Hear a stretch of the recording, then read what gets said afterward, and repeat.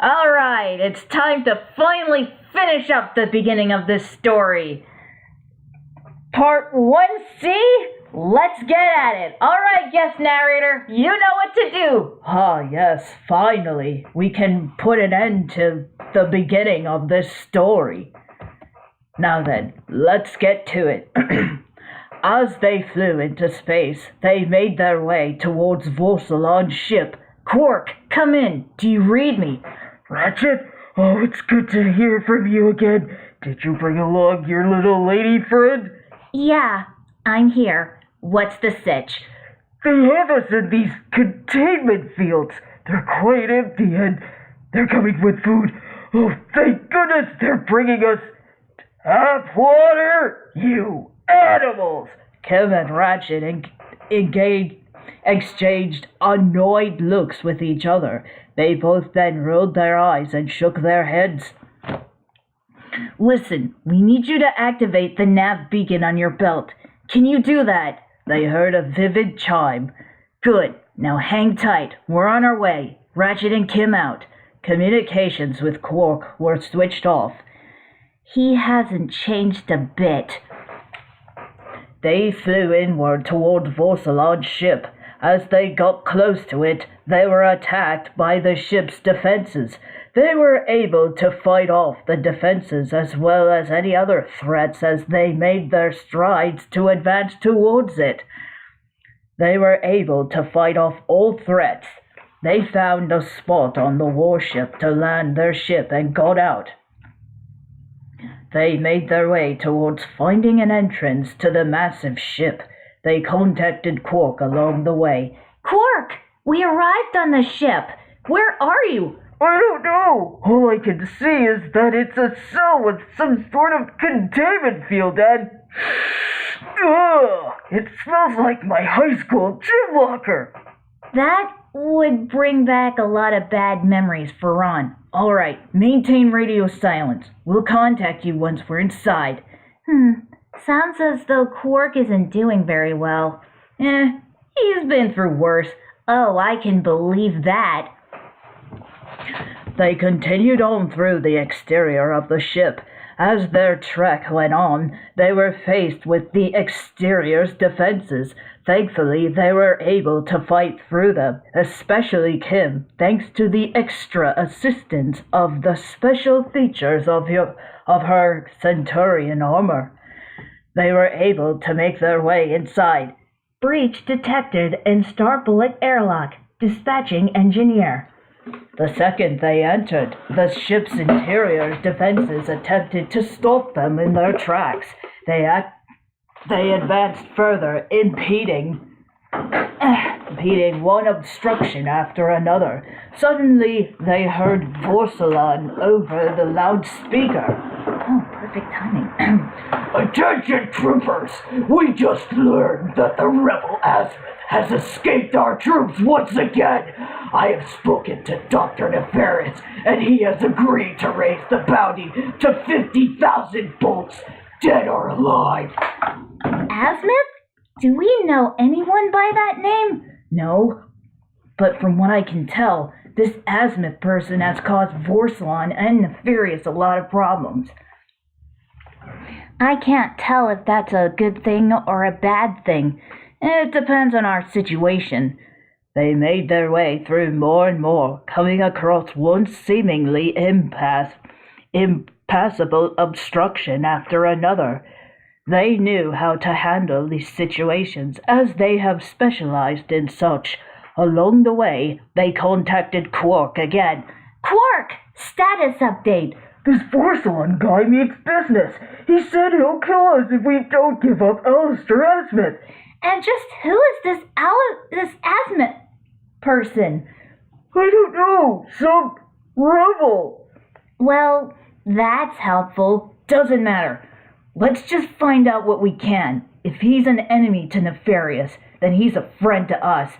Oh, I'll agree to that.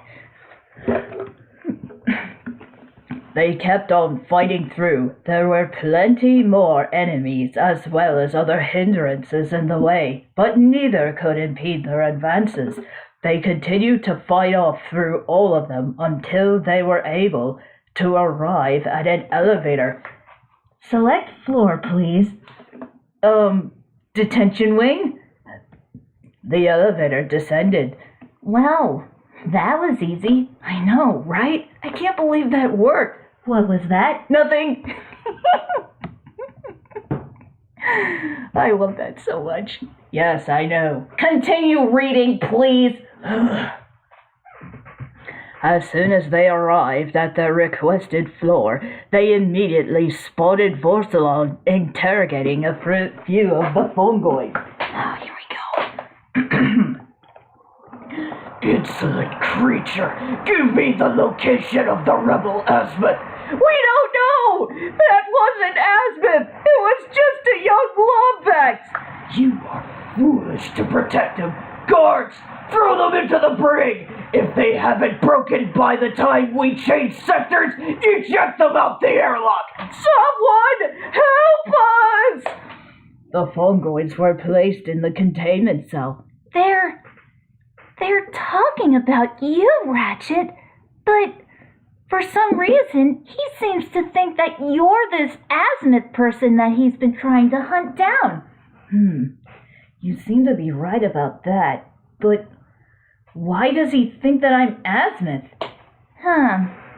Could Azimuth also be a... No, that can't be. Let's just hurry along. And so they did just that. After a short distance, they managed to find the other fungoids and Quark, where the other fungoids and Quark were being held. It's the green one's sidekick! We're saved! Kim was easily annoyed by this sidekick bit. She even grunted. Enough with this sidekick nonsense. I knew you guys would come for us. It's good to see you and the young lady again, Ratchet. Good to see the fungoids are okay. Now let's bust out of here. Yes, let's, but, how will we do that? Ooh, I know! What's your name? The Child! Hurl yourself into this laser wall as hard as you can. Quark? Hey! How about that Versafuse? If you pull it out, it might lower the field. Perhaps we should go with that. Even the kid is smarter than Quark. Hey, watch your mouth, Missy. Good one, Kim. Ratchet and Kim got to pulling out the Versafuse, which shut down the laser fields. Thanks for letting us out of there, guys. Now, follow me. To freedom! Stay quiet. We don't want to set off the alarm. Just then, the ship's alarm went off. Alert, alert. There is a code red in the detention wing. So much for not setting off the alarms. They rushed out as fast as they could. They fought through the entire route as they escorted the fungoids out. It was a very tough fight through many of Vorsalon's robotic forces. They had made many strides to derail their advances towards an escape shuttle. Regardless of the difficulty, Kim and Ratchet were able to hold their own and fight off the robots. Quark helped out with the fight, but only a little. They were able to reach the loading bay containing at least one escape shuttle, as well as a few more of the fungoids within another containment cell. They managed to free them from the cell. After that, all of the fungoids got into the shuttle. Quark, I'll open the door. You get the fungoids to safety. Quark got into the shuttle with the fungoids. I'll cover you while you get the door open, Ratchet. She was able to do just that with the use of her Centurion armor. Ratchet went on to opening the door in order to have Quark and the fungoids escape. As soon as he got the doors open, the shuttle was just about to launch. Loading bay doors open. Launching escape shuttle in 3, 2, 1. The escape shuttle launched out. We did it, Kim! Yes! All right! Uh-oh, I forgot one. No, just for that. We did it, Kim! Yes! All right! Oh, come on, don't do this to me. No! Computer, perform a bioscan of the entire ship. I want to know who helped those creatures escape! Bioscan indicates 2 life forms on board, one Lombax and another unknown. Azmet, so you have returned, and you have brought a new companion with you. Computer, ready my exosuit. I'll handle this personally. Just as I thought. Azmith is a Lombax, but how can this be? I thought there weren't any other Lombaxes in Polaris. We'll have to worry about that later. Right now, we need to focus on getting out of here. Check! Aphelion! They've blocked our escape route. Meet us at the lower deck landing bay. Affirmative. ETA 30 seconds. They kept on going through more of Vorsalon's forces along the way. This time, they really upped the ante as the robot forces were seriously pummeling them. Still, they were able to fight and persist on. They kept going and arrived into a large chamber where they ran into Lord Vorsalon. Pitiful creature, you've meddled in Dr. Nefarious's plans for the last time. Prepare to be killed by, wait for it, Lord Vorsalon! Are all bad guys this cheesy, or just the ones we know? Most of the villains we've come across can't remember Ron's name, but this one has mistaken me for someone else. Do not try to confuse Lord Vorsalon! Lord Vorsalon shall deliver it to both of you! A painful, violent end! Lord Vorsalon is already getting on my nerves. You and me both, Kim. They fought relentlessly against Vorsalon, as he did against them. Throughout the entire fight, Vorsalon would rant all sorts of vicious and nasty things to them. Some rants were more irritating than others, and the same goes for them being irrational. Regardless, they were able to endure his ranting as well as his onslaughts. The fight itself was indeed vicious, and it seemed as though it was ongoing, but they were able to manage against them. They kept fighting until they were able to destroy his cybernetic body, reducing him to just a head, the only remaining part of his body, which was contained in a tank. This isn't over, Lombax. I'll get you and your pretty little, forget it. Let's see, is it? Okay. He made his lackluster escape with the use of the jets built into the tank containing his head. Finally, we can get out of here. Come on, let's get to the lower deck landing bay and get back to Aphelion. They rushed out of the ship as fast as they could until they were able to find their ship. They got back into it and left Vorsalon's ship. As they flew away from Vorsalon's warship, the large vessel had departed from the sector. Aphelion, can you contact Wade? Affirmative. Patching through to Wade. Soon enough, Wade appeared on the screen on the dashboard.